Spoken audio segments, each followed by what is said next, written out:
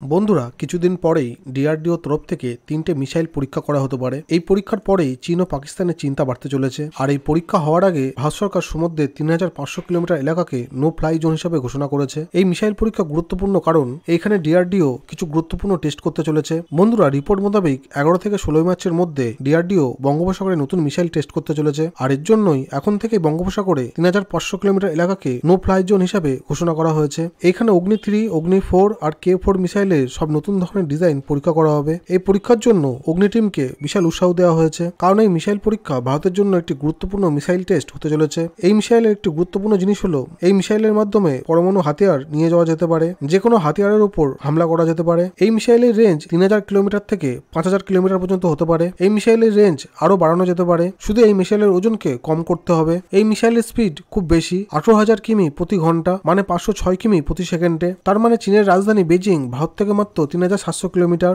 ভারতের এই missile Beijing পৌঁছতে মাত্র 12 মিনিট সময় নেবে। আর পাকিস্তানের রাজধানী ইসলামাবাদের দূরত্ব দিল্লি থেকে 600 কিমি মাত্র, যেখানে এই মিসাইল মাত্র 2 মিনিট সময় পৌঁছে যাবে। এছাড়াও এই মিসাইলের মাধ্যমে আকাশে 450 কিলোমিটারের মধ্যে যে কোনো শত্রু স্যাটেলাইটকে আক্রমণ করা যেতে পারে। এর আগেও 2006 সালে এই মিসাইলের পরীক্ষা করা হয়েছিল, কিন্তু সেই সময়ের টেকনোলজি উন্নত ছিল না। 2024-এ যে টেকনোলজি ব্যবহার করা হচ্ছে এই মিসাইল তৈরি করতে, তা এই মিসাইলকে আরো পরিণত করবে। তো বন্ধুরা, আমাদের চ্যানেলে এরকমই আরো খবর পেতে চ্যানেলটিকে লাইক, শেয়ার ও সাবস্ক্রাইব করবেন। জয় হিন্দ।